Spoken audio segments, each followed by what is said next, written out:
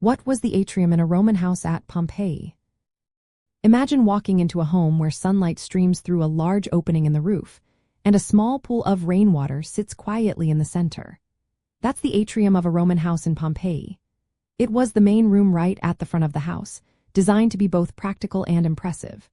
When you entered from the street, this was the first space you saw. It was usually a big, open rectangular or square area, often decorated with colorful mosaics or frescoes to show off the owner's wealth. Around the atrium, there were smaller rooms like bedrooms, dining rooms, and service areas. The roof had a special hole called a compluvium, which let in sunlight and fresh air. Rainwater from the roof would flow into a shallow basin called an impluvium, which collected the water. The water was stored in underground tanks called cisterns for household use. The atrium was not just for show, it served many purposes.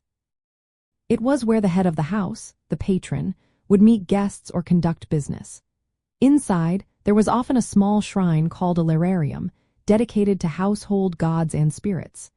The space was usually simple but decorated with mosaics or paintings to reflect the owner's taste. The size and decoration of the atrium often indicated how wealthy the family was. Larger, more ornate atria meant higher social status. In Pompeii, the atrium was part of a typical house called a domus. It connected to a reception room called a tablinum and a garden courtyard called a peristyle. The open roof and water feature made the space bright and airy, perfect for social gatherings or family life. Archaeologists have found many remains of Pompeii houses that show different types of atria. Some, like the Tuscan atrium, had wooden beams supporting the roof without internal columns. Studying these remains helps us understand how Romans built their homes and managed water. The atrium was a key part of Roman domestic life, blending practical needs with social and religious meaning.